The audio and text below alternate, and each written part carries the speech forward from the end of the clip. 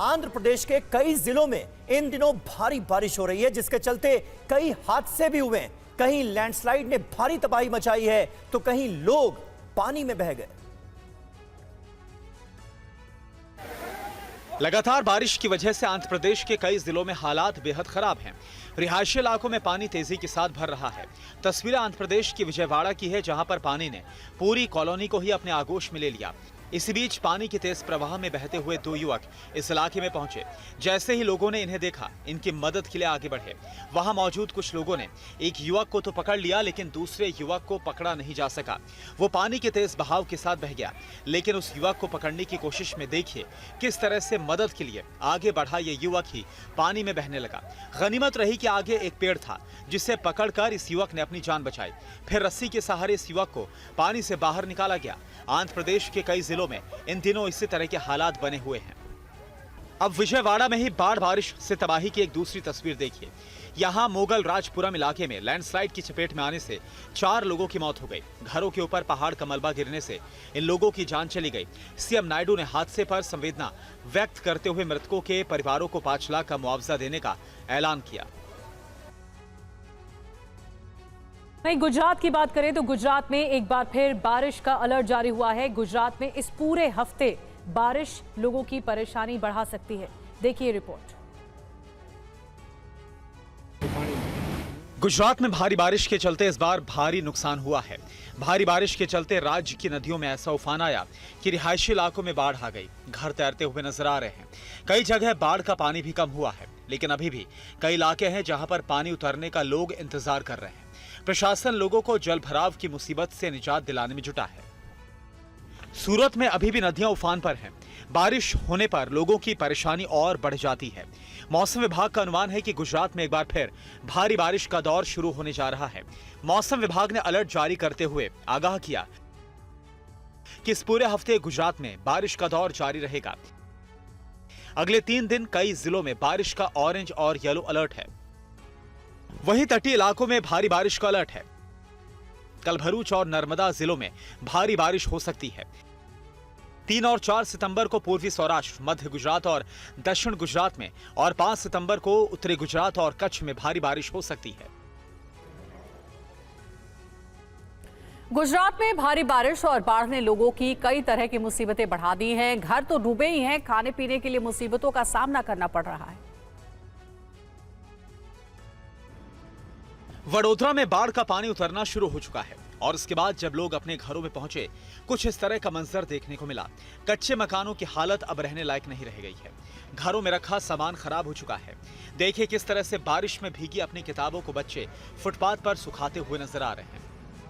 वडोदरा का शायद ही कोई इलाका ऐसा बचा है जहां पर इस बार बाढ़ बारिश ने नुकसान ना पहुंचाया हो। स्थानीय लोगों का दावा है कि पिछले 10 सालों में इस तरह के हालात उन्होंने कभी भी नहीं देखे। लगातार बारिश की वजह से बांधों के ओवरफ्लो होने से शहरों में बाढ़ की स्थिति बन गई है। कई दिनों तक लोग अपने घरों में कैद होकर रह गए।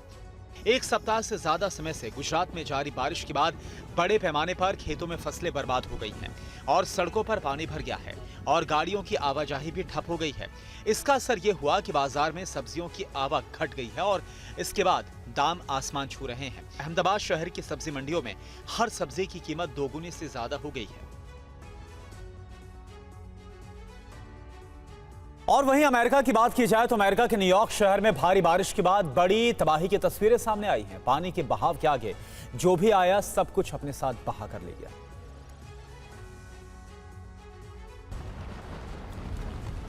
देखिए किस तरह से पानी घर के भीतर घुस गया है।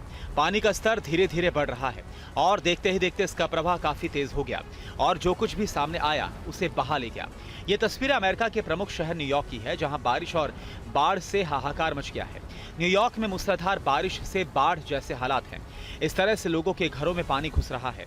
ये लॉन्ग आइलैंड में स्मिथ टाउन लाइब्रेरी की तस्वीर है। देखिए पानी के प्रवाह के आगे ये दीवार भी नहीं टिक सकी और धराशायी हो गई। बारिश और बाढ़ से हुई बर्बादी की पूरी घटना सीसीटीवी में कैद हो गई है। देखिए लाइब्रेरी में रखी टेबल, कुर्सी और किताबें सब पानी में बहने लगे। इस पानी ने लाइब्रेरी को पूरी तरह से बर्बाद और तबाह कर दिया है। बताया जा रहा है कि बारिश और बाढ़ के इस कहर से लाइब्रेरी को बड़ा नुकसान हुआ है। एक अनुमान के मुताबिक लाइब्रेरी में करीब 1 करोड़ रुपए का नुकसान हुआ है। इसके अलावा कई अमूल्य ऐतिहासिक दस्तावेज खराब हो गए हैं, जिनकी भरपाई हो पाना संभव नहीं है।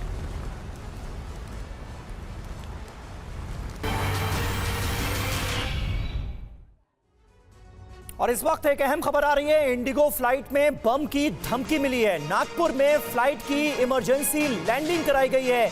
दरअसल ये विमान जबलपुर से हैदराबाद जा रहा था और नागपुर में इसकी इमरजेंसी लैंडिंग कराई गई है। धमकी मिलने के बाद यात्रियों को उतारने के बाद पूरे विमान की सुरक्षा जांच की गई। राजीव सिंह हमारे संवाददाता इस वक्त हमारे साथ जुड़ चुके हैं। राजीव, क्या जानकारी मिल रही है, क्या अपडेट है? विमान के अंदर से कुछ संदिग्ध बरामद हुआ है क्या? देखिए, विमान की चेकिंग में अभी तक कुछ संदिग्ध नहीं मिला है, लेकिन पूरे नागपुर एयरपोर्ट पर इमरजेंसी डिक्लेयर कर दिया गया है। फ्लाइट को खाली करा लिया गया है और जो बम निरोधक दस्ता है उसको तैनात किया गया है। फायर ब्रिगेड की गाड़ियों को बुला लिया गया है। फ्लाइट की चेकिंग की जा रही है, लेकिन अभी तक फ्लाइट के अंदर से ऐसा कुछ संदिग्ध मिला नहीं है। लेकिन जब इस बात की जानकारी एटीसी को मिली और उसके बाद में फ्लाइट को नागपुर में ही लैंड करा लिया गया इमरजेंसी सिचुएशन में, चूंकि ये फ्लाइट जो है वो जबलपुर से फ्लाई की थी, उसे हैदराबाद जाना था। फिलहाल अभी तक कुछ संदिग्ध वस्तु मिली नहीं है, लेकिन अभी भी चेकिंग चल रही है। शुक्रिया राजीव आपका इस जानकारी के लिए। यात्रियों को उतारे जाने के बाद विमान की सुरक्षा जांच कराई जा रही है। इमरजेंसी लैंडिंग कराई गई है नागपुर में इस विमान की, लेकिन अभी तक कुछ भी संदिग्ध बरामद नहीं हुआ है।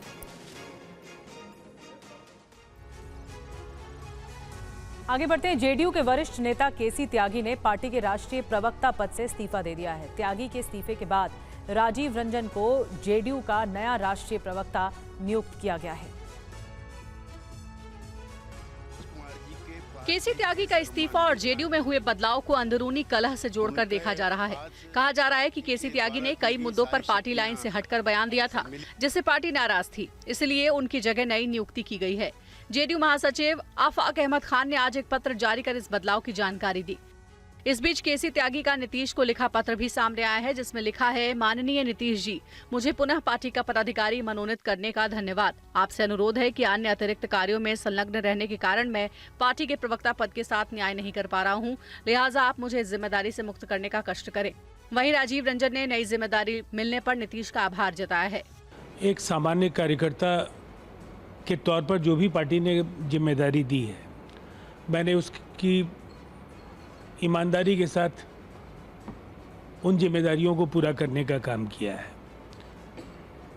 अब जो नई जिम्मेदारी है इसका भी पूरी निष्ठा के साथ निर्वहन करूंगा। जेडीयू के प्रवक्ता पद से इस्तीफे के बाद टीवी9 से बोले हैं केसी त्यागी, मैंने नीतीश से प्रवक्ता पद से मुक्त करने के लिए कहा था। ना नाराज हूं, ना निराश हूं, ना हताश हूं। केसी त्यागी का ये बयान आया है अपना इस्तीफा देने के बाद। राजनीतिक सलाहकार की भूमिका निभाता रहूंगा, किसी पार्टी में जाने का कोई सवाल ही नहीं है। ये देखिए, यही वो लेटर है जिसमें केसी त्यागी ने अपना रेजिग्नेशन दिया है, अपना इस्तीफा दिया है और उन्होंने कहा है कि राजनीतिक सलाहकार की भूमिका निभाता रहूंगा, दूसरी पार्टी में जाने का कोई सवाल नहीं।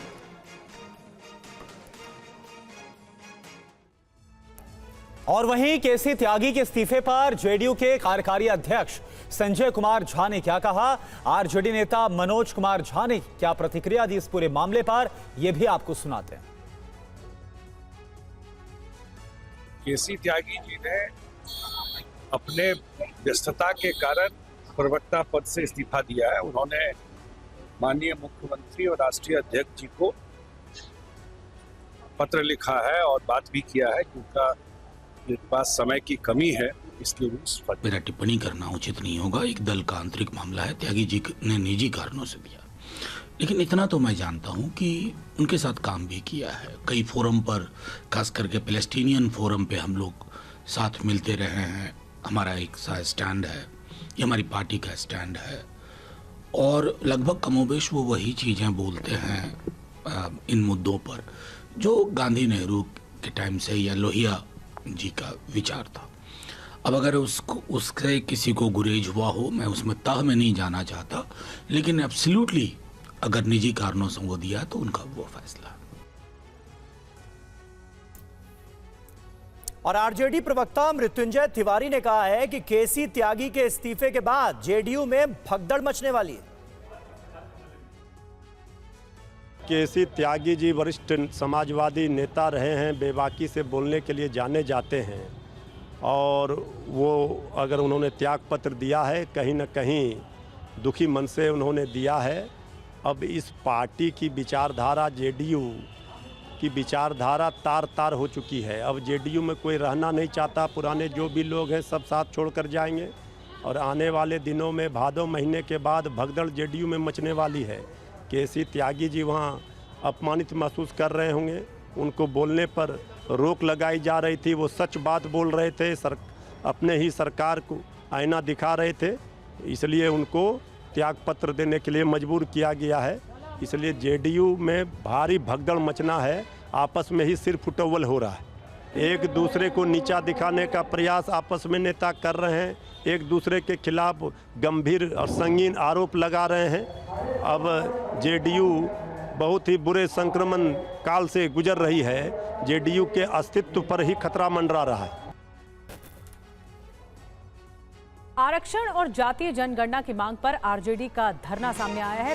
पटना में धरने पर बैठे आरजेडी के नेता हर हाल में जाति जनगणना होनी चाहिए, ये आरजेडी ने कहा कि तेजस्वी यादव ने कहा, हमने 17 महीने के कार्यकाल में जाति जनगणना कराई, हमने आरक्षण की सीमा भी बढ़ाई, जाति सर्वेक्षण के निष्कर्षों को संविधान की अनुसूची 9 में शामिल करने की मांग है।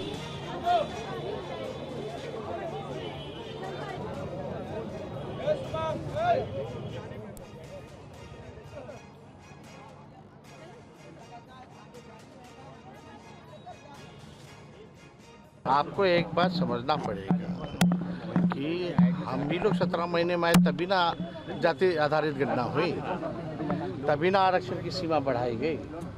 उनके 17 साल में क्यों नहीं हुआ? ये नौटंकी तो वो लोग कर रहे हैं ना भाई। आप शेड्यूल लाइन में क्यों नहीं डाल रहे इसको? जो आज बोल रहे वही ना मेरे साथ बैठ करके प्रेस कॉन्फ्रेंस कर रहे थे कि इसको शेड्यूल लाइन में डाला जाए। तो क्या जिस बात को लेकर के हम धरना दे रहे हैं कि आरक्षण को शेड्यूल लाइन में डालना चाहिए, तो वो क्या कह रहे हैं कि नहीं डालना चाहिए?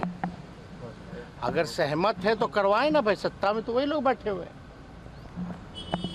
वही तो हम बोल रहे भाई करवाओ ना। तुम ही लोग तो सत्ता में बैठे हो, करवाओ। हम थे तो हम तो किए, आरक्षण भी बढ़ाए, जाति आधारित गणना भी करवाएं। यही 17 महीने में ना हुआ। एक और अहम खबर है महाराष्ट्र से, जहां शिवाजी की मूर्ति पर सियासत अब तेज हो गई है। मुंबई में गेटवे ऑफ इंडिया तक एमवीए का मार्च, पीएम के माफी मांगने पर उद्धव ठाकरे का बयान, सिर्फ शब्दों में नहीं माफी का भाव भी होना चाहिए। सरकार को गेटवे ऑफ इंडिया का रास्ता दिखाना चाहते हैं।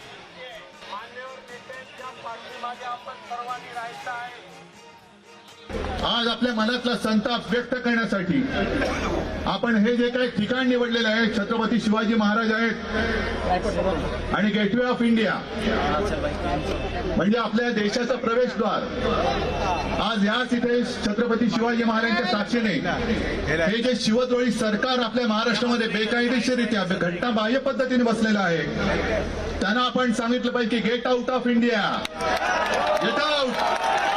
Get out of India.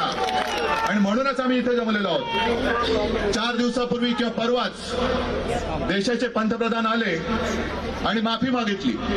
अरे माफी नसती मागितली तर तुम्हाला राज्याने शिल्लक ठेवलं असतं काय महाराष्ट्राने? पण माफी मागताना सुद्धा त्यांच्या चेहऱ्यावरती जी एक मगरुरी होती, ती मगरुरी तुम्हाला पसंत आहे का? और वहीं शिवसेना यूबीटी के सांसद अनिल देसाई ने बताया कि मार्च की इजाजत भले ही नहीं मिली है, लेकिन विपक्ष लोकतांत्रिक तरीके से विरोध प्रदर्शन कर रहा है। ये मार्च निकलेगा, हुतात्मा चौक से गेटवे ऑफ इंडिया जाएगा। इसके बारे में जो आवेदन वगैरह करने थे, देने थे, इसकी सब अर्जियां वगैरह सब दे चुके हैं और प्रशासन ने, पुलिस से यही हमको उम्मीद थी कि ये अर्जी को परमिशन दे देंगे, लेकिन उन्होंने नहीं दिए। लेकिन लोकतंत्र में ये सब जो प्रावधान है उसी के तहत ये मोर्चा महाविकास आघाड़ी का लोग यहाँ पे शामिल होना चाहते हैं, तो उनको गतिरोध करना, उनको रोकना, इस प्रकार किए भी होंगे, लेकिन लोग डटने वाले नहीं हैं। माफ़ी से बात नहीं बनेगी। प्रधानमंत्री जी ने माफ़ी मांगी, उन्होंने जिस तरह से व्यक्त हो गए, वो बात ठीक थी, लेकिन इस सरकार ने जिनके इन कारणों की वजह से जिस तरह से उनकी खामियां थी, इसके बारे में तहकीकात, जांच या इस तरह का ये करने से और माफ़ी मांगने पहले ही जो हमको लोगों को चाहिए था कि वो करते तो बात अलग होती, इनको संवेदना नहीं है। और आज इस तरह से विपक्ष के ऊपर इस तरह की टिप्पणी करना, ये इनको शोभा नहीं था। महाराष्ट्र की जनता जानती है। और हरियाणा के चरखी दादरी हत्याकांड को लेकर बड़ी कार्रवाई हुई है। अब तक 7 आरोपियों को इस मामले में गिरफ्तार किया जा चुका है, तो इस मामले पर सियासी घमासान जारी। हरियाणा में मॉब लिंचिंग की वारदात ने चुनावी पारा गरमा दिया है। चरखी दादरी हत्याकांड पर पूरे प्रदेश में सियासी उबाल है। गोमांस खाने के शक में शख्स को पीट कर मार दिया गया।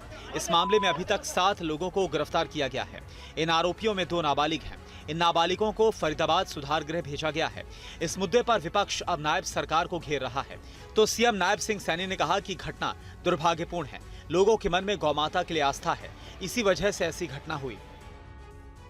इसी बीच चरखी दादरी हत्याकांड पर बीएसपी प्रमुख मायावती ने कहा कि मॉब लिंचिंग का रोग खत्म नहीं हो रहा है। हरियाणा के चरखी दादरी में मानवता शर्मसार हुई है। युवक की पीट कर हत्या शर्मनाक है। हरियाणा में कानून व्यवस्था की पोल खुल गई है। अब इन तस्वीरों को देखिए। हरियाणा के चरखी दादरी की है, जहां पर एक मजदूर की बीफ खाने और बेचने के आरोप में पीट कर हत्या कर दी गई। चरखी दादरी के हंसावास खुर्द गांव में बेकाबू भीड़ इस शख्स को लाठी डंडों से मारती रही। इतनी पिटाई की कि इस शख्स ने दम तोड़ दिया। और जिस जगह पर हिंसा हुई, टीवी9 भारतवर्ष की टीम उस जगह पर पहुंची। ग्राउंड जीरो से देखिए टीवी9 की ये रिपोर्ट। गौरक्षक जो हैं वो यहाँ पहुंचे थे। उनके साथ जो है साबिर मलिक की बहसबाजी हुई। खाने को लेकर सवाल किया गया और जब ये आरोप लगाए गए कि वो गौमांस खा रहा है और गौकशी में शामिल है, इसी के चलते जो है यहाँ पे मारपीट की गई और उसके बाद ये मामला थाने पहुंचा है। पीड़ित के जो है वो पशु मांस खाने के संदेह में कई लोगों को गिरफ्तार किया गया है। आपको बता दें कि इसमें करीब 5 लोग और 2 नाबालिग लोगों को गिरफ्तार किया गया है। पुलिस ने हस्तक्षेप भी किया इस पूरे मामले में। उसके बावजूद भी ये मामला जो है कहीं ना कहीं अपनी जो पकड़ है उससे आगे निकल गया। इस पूरे मामले के अंदर आप देखें कि यहाँ से 2 लोगों को उठाया गया, यहाँ से थाने ले जाया गया। बीच बचाव करने के लिए कुछ लोग आए, उसके बाद भी मारपीट का दौर जारी रहा और फिर आखिरकार गौरक्षकों ने 2 लोगों से मारपीट की, जिसमें साबिर मलिक नाम के व्यक्ति जो पश्चिम बंगाल का रहने वाला है, उसकी हत्या हो गई है। 27 तारीख की ये पूरी घटना है। परिवार के साथ वो यहाँ रहा करता था। महाराष्ट्र के इगतपुरी में ट्रेन में कुछ लोगों पर गोमांस के शक में बुजुर्ग की बेरहमी से पीटने का आरोप है और वारदात का वीडियो वायरल होने पर पुलिस अब एक्शन में आ गई है और एक आरोपी को हिरासत में लिया गया है। देखिए पूरी खबर। ये तस्वीर नासिक जिले में इगतपुरी की है, जहां एक एक्सप्रेस ट्रेन में गौमांस ले जाने के संदेह में एक बुजुर्ग की पिटाई की जा रही है। ट्रेन में सवार कुछ लोग बुजुर्ग को गालियां भी दे रहे हैं। इस वीडियो में आप देख सकते हैं कि कई लोग ट्रेन के अंदर एक बुजुर्ग पर लात घूंसों की बरसात कर रहे हैं। बुजुर्ग व्यक्ति गुहार लगाते रहे, लेकिन किसी ने इनकी एक ना सुनी। आरोप है कि ये बुजुर्ग गौमांस लेकर जा रहे थे। कुछ यात्रियों ने जब उनके पास मौजूद बड़े से प्लास्टिक के डिब्बे को चेक किया तो उसमें मांस मिलने की बात कही, जिसके बाद हंगामा शुरू हो गया। बुजुर्ग के साथ पिटाई का ये वीडियो सोशल मीडिया पर खूब वायरल हो रहा है। इस वीडियो को संज्ञान में लेते हुए जीआरपी ने जांच शुरू कर दी है। एक अधिकारी ने बताया कि बुजुर्ग व्यक्ति का नाम अशरफ मुनियार है और वो जलगांव जिले के रहने वाले हैं। मुनियार कल्याण में अपनी बेटी के घर जा रहे थे, तभी इगतपुरी के नजदीक कुछ सहयात्रियों ने गौमांस होने की बात कहकर पिटाई शुरू कर दी। ट्रेन में बुजुर्ग की पिटाई की घटना के बाद जीआरपी ने बुजुर्ग का बयान दर्ज किया है, जिसके बाद थाने में एफआईआर भी दर्ज की गई है। मध्य प्रदेश के सीएम मोहन यादव ने नाथ समुदाय को अंतिम संस्कार के तरीके में बदलाव करने का सुझाव दिया है। इस पर कांग्रेस ने पलटवार किया है। आप देखिए पूरी रिपोर्ट। मध्य प्रदेश के सीएम के एक सुझाव से सूबे में सियासी संग्राम मचा है। मोहन यादव ने नाथ समुदाय के लोगों को सुझाव दिया कि वो समाधि न बनाएं और शव का अंतिम संस्कार करें। मोहन यादव ने इसके पीछे जो वजह बताई है वो भी सुनिए। हमारी परंपरा है, उसमें कुछ सुधार भी करना चाहिए। मैं मना नहीं कर रहा हूं, आप जरूर मनाइए, लेकिन क्या होता आप समाधि मनाते लोग चादर चढ़ा देते हैं।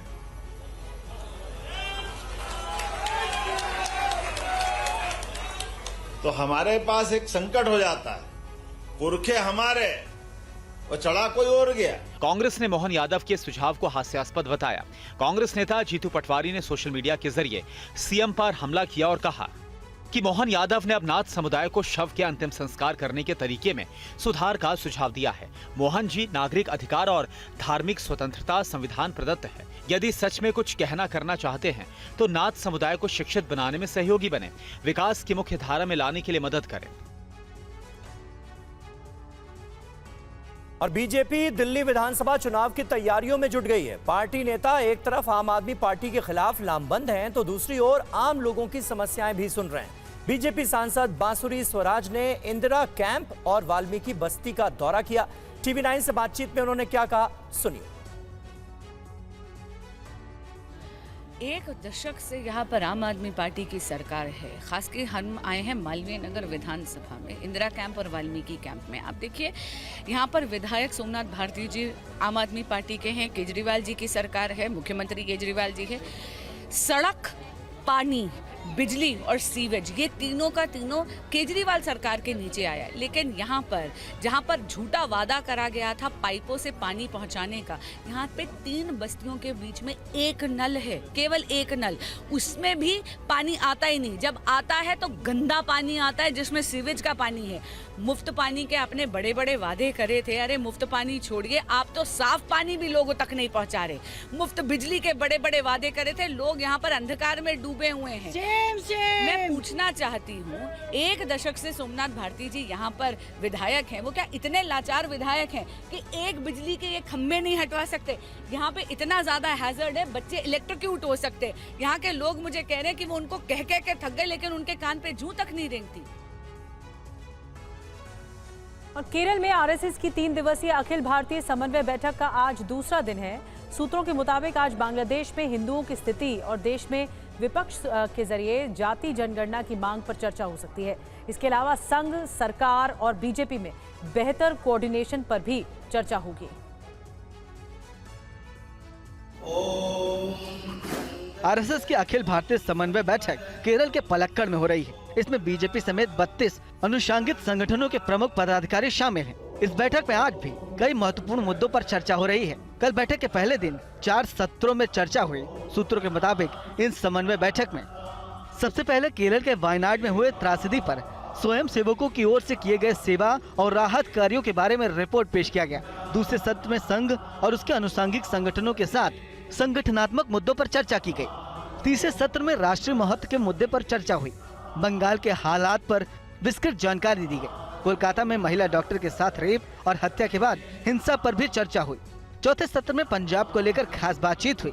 संघ की बैठक में नक्सली हिंसा में आई कमी और केंद्र सरकार द्वारा नक्सल प्रभावित इलाकों में किए गए विकास कार्यों पर चर्चा की गई। कल हुई बैठक में बांग्लादेश को लेकर कोई चर्चा नहीं हुई। इस बैठक में अनुषंगिक संगठनों की ओर से आगामी कार्यक्रम और योजनाओं के विषय में बातों को साझा किया जाता है, जिसमें संघ के विभिन्न संगठनों में आपसी समन्वय और बेहतर ढंग से स्थापित किया जा सके।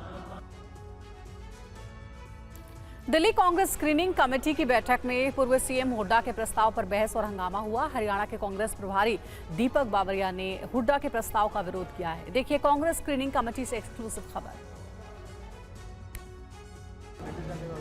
2 बार लगातार चुनाव हारे नेताओं को टिकट नहीं देने के फॉर्मूले ने कांग्रेस के भीतर उबाल ला दिया है। इसका असर दिल्ली में हुई स्क्रीनिंग कमेटी में देखने को मिला। कमेटी के चेयरमैन अजय माकन के सामने ही विधायक दल के नेता भूपेंद्र सिंह हुड्डा और प्रदेश प्रभारी दीपक बाबरिया के बीच बहस हुई। दरअसल 2 बार लगातार हारे नेताओं को टिकट देने के फॉर्मूले से कई हुड्डा समर्थकों के टिकट कट रहे थे। ऐसे में हुड्डा ने प्रस्ताव दिया कि लगातार 2 बार जो हारे हैं उनकी बजाय उनके बेटे बेटियों को टिकट दिया जाए। हुड्डा के इस प्रस्ताव पर अजय माकन और मणिकम टैगोर कुछ बोलते उससे पहले खुद प्रभारी महासचिव दीपक बाबरिया ने हुड्डा पर पलटवार किया। बाबरिया ने कहा कि 2004 से 2009 के बीच 5 या 10 साल जो विधायक रहे फिर हारे, अब इनके बेटे बेटी को टिकट दिया जाए। अगर 30 साल तक एक ही परिवार को टिकट दिया जाएगा तो कार्यकर्ता कहां जाएंगे। बाबरिया के इस बयान से साफ है कि पार्टी सिर्फ हुड्डा के भरोसे नहीं है। इससे पहले बाबरिया पर हुड्डा के करीबी होने का आरोप लगता रहा है। यूपी के मैनपुरी में शहीद के स्मारक पर बुलडोजर चला दिया गया। समाजवादी पार्टी ने इसके लिए सीधे बीजेपी पर हमला बोला है। परिजनों ने इसके पीछे प्रशासन और भूमाफिया की मिलीभगत का आरोप भी लगाया। करगिल युद्ध में देश के लिए जान न्यौछावर करने वाले शौर्य चक्र विजेता मुनीश यादव की मैनपुरी में बनी स्मारक पर बुलडोजर चलवा दिया गया। समाजवादी पार्टी अध्यक्ष अखिलेश यादव ने सोशल मीडिया के जरिए कहा कि बीजेपी अब शहीदों के स्मारक पर भी बुलडोजर चलवा रही है। ये नकारात्मक राजनीति का सबसे घृणित रूप है। यदि भाजपा में जरा भी शर्म बची है तो जिम्मेदार अधिकारियों पर एक्शन ले। मामला मैनपुरी के थाना बेवर के गढ़िया घुटारा गांव का है। परिजनों ने इस मामले में बड़ा आरोप लगाया है। कारगिल शहीद मनीष कुमार की वो स्मारक बनी हुई है, उस पर भूमाफियों ने मेरी स्मारक की दीवार तोड़वा दी है। ना कुछ बताए, ना कुछ कहा मुझे से, ना कुछ मुझे सूचना दी। इसी पता नहीं क्या प्रॉब्लम उन लोगों को है। शहीद का स्मारक स्थल लेखपाल और राजस्व निरीक्षक की निगरानी में तोड़ा गया, जिसकी प्रशासन ने जांच शुरू की है। जहां तक आपके द्वारा उठाया गया है कि क्षतिग्रस्त हुआ है प्रतिमा स्थल, उसके बारे में तत्काल अभी निर्देशित पुनः कर दिया गया कि तहसीलदार की अध्यक्षता में टीम बना देंगे जो जा करके पुनः पैमाइश कर लेगी। वो न सिर्फ अन्य चकदारों की जमीन भी सुरक्षित रहे बल्कि प्रतिमा स्थल का भी सम्मान सुरक्षित रहे। और वाराणसी में छात्रा के साथ गैंगरेप के आरोपियों को जमानत मिलने पर सियासी संग्राम शुरू हो गया है। कांग्रेस और समाजवादी पार्टी ने बीजेपी पर हमला बोला और कहा कि आरोपियों के खिलाफ मजबूती से केस नहीं लड़ा गया। 2 नवंबर 2023 को बीएचयू आईआईटी की छात्रा से गैंगरेप मामले में 2 आरोपियों को जमानत मिलने पर जहां सोशल मीडिया में बवाल मचा हुआ है, वहीं कांग्रेस और समाजवादी पार्टी ने सीधा आरोप लगाया है कि इस केस में तीनों आरोपी बीजेपी से जुड़े हैं, लिहाजा उनके केस को मजबूती से नहीं रखा गया और 2 आरोपियों को इलाहाबाद हाईकोर्ट से बेल मिल गई। कांग्रेस नेता अजय राय ने आरोप लगाया है कि यूपी सरकार ने अदालत में ठीक से केस नहीं लड़ा, आरोपियों के खिलाफ मजबूती से सबूत नहीं पेश किए गए। अदालत ने कुणाल पांडे और अभिषेक चौहान को जमानत दे दी है और तीसरे आरोपी सक्षम पटेल की जमानत पर 16 सितंबर को सुनवाई है। 2 आरोपियों को बेल मिलने पर समाजवादी पार्टी ने कहा है कि आरोपियों का बीजेपी से संबंध रहा है, इसलिए उनके खिलाफ सरकार ने हाथ खड़े कर दिए हैं। छात्रा के साथ गैंगरेप मामले में दोनों आरोपियों को इस आधार पर जमानत मिली है कि आरोपियों की पहचान परेड नहीं कराई गई। उत्तर प्रदेश के बहराइच में आदमखोर भेड़िए का आतंक जारी है। देर रात भेड़ियों ने 2 लोगों पर फिर हमला कर दिया। देखिए खूंखार भेड़ियों से जुड़ा लेटेस्ट अपडेट। आदमखोर भेड़ियों का आतंक बरकरार है। इंसानी खून के प्यासे भेड़ियों की दहशत डरा रही है। भेड़ियों के खौफ से पूरा इलाका थर-थर कांप रहा है। ये लेटेस्ट तस्वीरें बहराइच के भेड़िया पीड़ित जोन की है। बहराइच में आदमखोर भेड़ियों का आतंक जारी है। देर रात भेड़ियों ने 2 लोगों को फिर से शिकार बनाने की कोशिश की। भेड़िए ने एक बच्चे और बुजुर्ग पर हमला किया। भेड़िए के हमले में घायल हुए बच्चे और बुजुर्ग को इलाज के लिए अस्पताल में भर्ती कराया गया है। कैसे, कौन सा जानवर ने हमला किया तुम्हारे ऊपर? भेड़िया। कैसे हमला किया? रात वाला अब हम सब सोच रहे हैं, हमरा को खुला रहा है, सुनाई लगा पल्ला, अब हम लोग गर्दन दाब ली, तो अपने रंग बेटे खींचा, तो अपने रंग खींचे, पहला करना तो भाग हो गए, पता नहीं क्या होता है। तो देख पा रहा होगा? हम देख क्या रहे हैं। खूंखार भेड़ियों के हमलों से लोग खौफ के साए में जी रहे हैं। भेड़िए मौका देखकर अब भी लोगों पर हमले कर रहे हैं। पिछले कुछ घंटों में कई लोग भेड़ियों के हमलों से बाल-बाल बचे हैं। बहराइच में भेड़िए के आतंक को खत्म करने के लिए वन विभाग की टीम दिन रात लगी हुई है। भेड़ियों के खिलाफ ऑपरेशन अब आखिरी दौर में पहुंच रहा है। देखिए पूरा अपडेट। तस्वीरें बहराइच में जारी ऑपरेशन भेड़िया की है। भेड़ियों की तलाश में जारी अभियान तेज कर दिया गया है। वन विभाग की टीम दिन रात इन ड्रोन कैमरों के जरिए भेड़ियों की तलाश कर रही है। अब तक 4 भेड़िए पकड़े जा चुके हैं और बाकी बचे 2 भेड़ियों को भी ट्रेस कर लिया गया है। इन दोनों भेड़ियों की लोकेशन तक वन विभाग की टीम पहुंच गई थी, मगर वन विभाग की गिरफ्त में एक बार फिर दोनों भेड़िए बच निकले। अब इन दोनों भेड़ियों को भी जल्द पकड़ने का दावा वन विभाग के अधिकारी कर रहे हैं।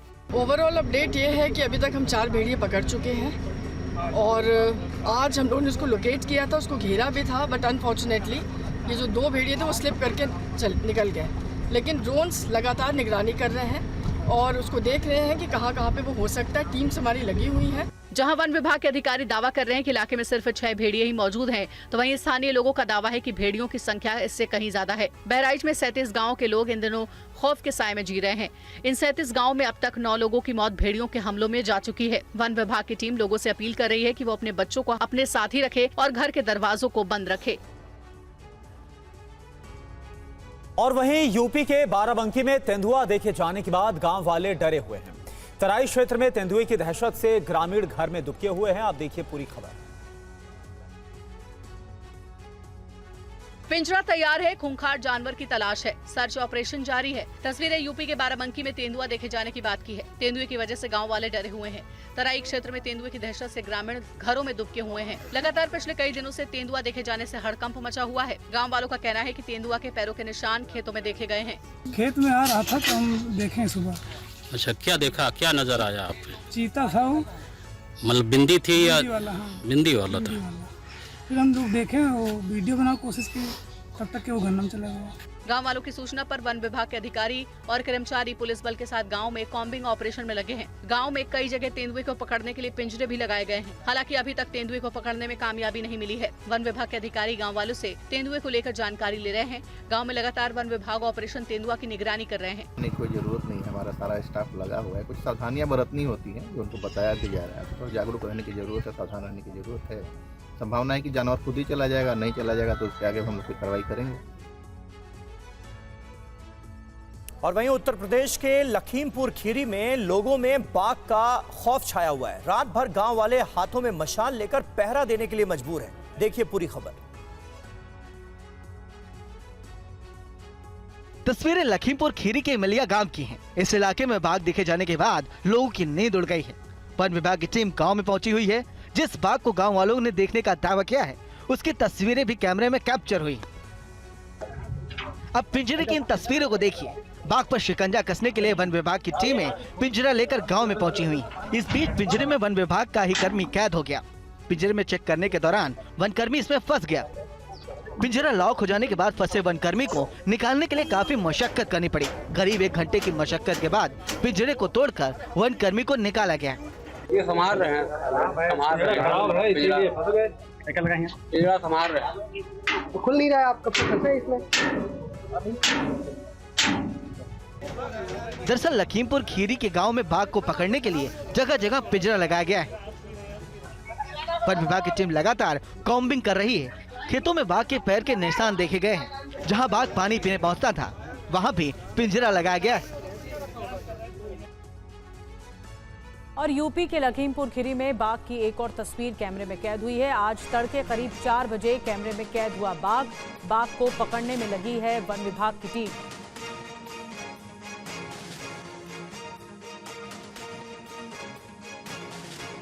तो बाघ की एक और तस्वीर कैमरे में कैद हो गई है। तड़के करीब 4 बजे कैमरे में कैद हुई है। इंफ्रारेड, आपको बता दें यहाँ पर कैमरे लगाए गए हैं जिसके जरिए ये अब लोकेशन ट्रेस करने की कोशिश की जा रही है।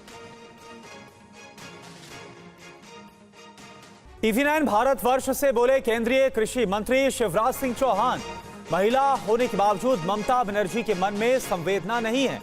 निर्मम अपराधियों के खिलाफ बुलडोजर एक्शन सही। हेमंत सोरेन ने झारखंड को बर्बाद कर दिया, यह बयान भी दिया गया। शिवराज सिंह चौहान की तरफ से झारखंड में बांग्लादेशी घुसपैठिए जमीनों पर कब्जा कर रहे हैं। ट्रेन से अपने संसदीय क्षेत्र विदिशा जाते वक्त TV9 संवाददाता शुभम गुप्ता ने ट्रेन में शिवराज सिंह चौहान से खास बातचीत की है, जिसमें उन्होंने हेमंत सोरेन और ममता बनर्जी को लेकर यह बयान दिया। सुनिए आप। केंद्रीय कृषि मंत्री और मध्य प्रदेश के पूर्व मुख्यमंत्री, या यूं कहें कि सबसे लोकप्रिय नेता शिवराज सिंह चौहान इस वक्त ट्रेन से अपने संसदीय क्षेत्र विदिशा जा रहे हैं। सर, यहाँ पर हम देख रहे हैं कि बहनें उसी अंदाज में आपके पास आती है। आप जब स्टेशन पर आए वहाँ पर हमने देखा कोई सेल्फी ले रहा है, अभी ट्रेन में देखा, इतनी भीड़ के बावजूद भी आपके पास आती है। प्यार में कोई कमी नहीं हुई। ट्रेन जोड़ती है। आम आदमी की तरह जब सबके बीच में ट्रेन चलती है तो जनता से सहजी मुलाकात होती है, और इसलिए रेल यात्रा भी जनता से जुड़ने का माध्यम है। लोग मिल रहे हैं, स्नेह से, प्रेम से चर्चा हो रही है और मुद्दों पर भी बात हो रही है। मुद्दों की अगर बात करें तो झारखंड चुनाव बड़ा मुद्दा चल रहा है इस वक्त और आपकी भूमिका भी सबसे बड़ी है। हमने देखा कि चंपई सोरेन बीजेपी में शामिल हुए, क्या पूरी चीज़ें रही, क्या कारण रहे उनको बीजेपी में शामिल कराने? झारखंड तबाह और बर्बाद कर दिया गठबंधन की सरकार ने। वहाँ के मुख्यमंत्री संवेदनशील हैं और उनकी पार्टी JMM अब संघर्ष की पार्टी नहीं बची, पति पत्नी की पार्टी बन के रह गई है। एक तरफ तबाह होता झारखंड, बांग्लादेशी घुसपैठिए ज़मीनों पर कब्जा कर रहे हैं, आदिवासी अपनी ज़मीन से विस्थापित हो रहा है, बेटियों के साथ शादी करके उनके नाम पर ज़मीनें खरीदी जा रही है, आदिवासी को बेदखल किया जा रहा है और दूसरी तरफ चारों तरफ तबाही का आलम है।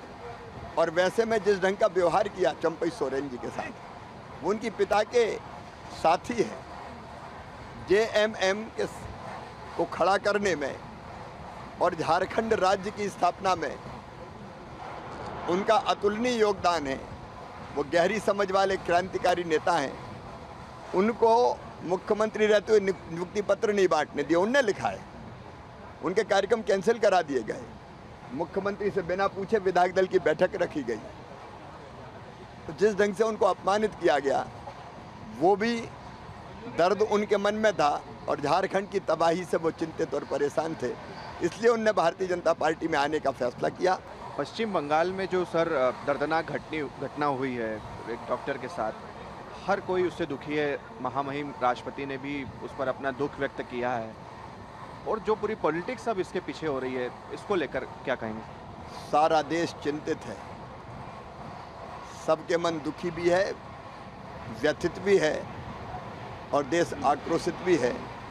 महामहिम राष्ट्रपति जी हों, आदरणीय प्रधानमंत्री जी हों, सम्मानीय सुप्रीम कोर्ट हो और आम जनता हो, एक स्वर से इस घटना की न केवल निंदा कर रही है बल्कि बेटियों की सुरक्षा पर चिंता व्यक्त कर रही है। लेकिन ममता निर्मम हो गई है। महिला होने के बाद भी उनके मन में बेटी के लिए संवेदना नहीं है। इस वक्त बुलडोज़र जमकर चल रहा है, चाहे उत्तर प्रदेश हो या मध्य प्रदेश हो। आप भी थे, आप भी अपने बयानों में कहते थे मामा का बुलडोज़र चलेगा। विपक्ष इसे लेकर कह रहा है कि धर्म देखकर बुलडोज़र चल रहा है। अभी जो छतरपुर की भी घटना हुई, इससे इन सारी चीज़ों को लेकर क्या कहेंगे? देखिए, जो ऐसे अपराधी हैं बेटियों के साथ जिस तरह की घटनाएं करते हैं, वो इंसान नहीं है, वो हैवान है। और ऐसे अपराधियों के खिलाफ कार्रवाई मिसाल बननी चाहिए और इसलिए इस तरह की कार्रवाइयाँ की जाती है जो ऐसे अपराधियों को, जिनने अपराध किया है और जो देख रहे हैं अपराधी, कि अगर हम करेंगे तो हमारे साथ भी निर्ममतापूर्वक कार्रवाई होगी, तो करने से डरते हैं। कांग्रेस। और अब खबर MP के इंदौर से। इंदौर के एक कैफे में बैठे गार्ड से अचानक बंदूक से गोली चल गई। ये गोली सामने बैठे दुकान संचालक को जा लगी। पूरी घटना की CCTV फुटेज सामने आई। बंदूक से गोली चलने की तस्वीरें इंदौर के एक कैफे की है। 3 शख्स इस कैफे में बैठकर आपस में बात कर रहे हैं। एक गार्ड के हाथ में बंदूक है तो काली टी-शर्ट में बैठा शख्स इस कैफे का संचालक है। इन दोनों के साथ में एक और शख्स बैठा है। तीनों आपस में बात कर रहे थे, तभी गार्ड उठता है और बंदूक में गोली लोड करने लगता है। ये देखिए, गार्ड अपनी बंदूक में गोली लोड कर रहा है, तभी बंदूक से फायर हुआ और काली टी-शर्ट में बैठे शख्स के हाथ में गोली जा लगी। गोली लगने से कैफे संचालक घायल हो गया।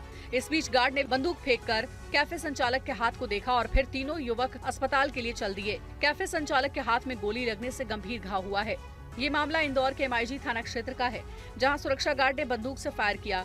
गोली कैफे संचालक राहुल डोंगरे को लगी। पुलिस ने इस मामले में घायल शख्स राहुल डोंगरे की शिकायत पर मामला दर्ज किया है। पूरे मामले की जांच जारी है। ये वारदात दुकान में ही लगे CCTV कैमरे में कैप्चर हो गई। दरअसल सुरक्षा गार्ड नई बंदूक खरीद कर लाया था, उसे दिखा रहा था, तभी गोली चल गई। सुरक्षा गार्ड दुकान संचालक का ही था।